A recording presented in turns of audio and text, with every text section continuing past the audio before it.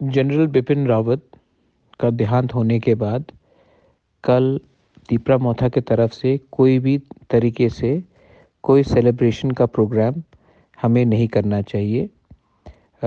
He was the chief of defence staff और पूरा देश उनके हेलीकॉप्टर क्रैश के बाद, उनके देहांत के बाद पूरा देश मॉर्निंग में है। तो हमें भी थोड़ा सा रिस्पेक्ट देकर अपना कोई भी सेलिब्रेशन का प्रोग्राम को लो किए रखना चाहिए। ये अच्छा मैसेज जाएगा। इस समय हम कोई भी सेलिब्रेशन का प्रोग्राम करेंगे तो गलत मैसेज जाएगा। Thank you. ये बहुत इम्पोर्टेंट चीज़ है।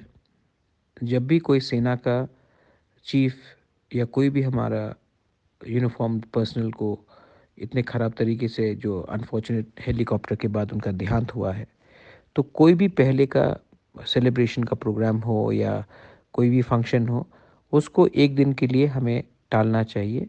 और इस समय जब पूरा देश मॉर्निंग कर रहा है, तो हमें भी तिपरा मोथा को गरिमा रख के एक दिन के लिए अपना कोई भी प्रीवियस जो प्रोग्राम है उसको एक दिन के लिए आप पोस्टपोन कीजिए और एक दिन के लिए थोड़ा सा मॉर्निंग रखिए। ये अच्छा मैसेज जाएगा पूरे देश को भी और हमारे राज्य को भी।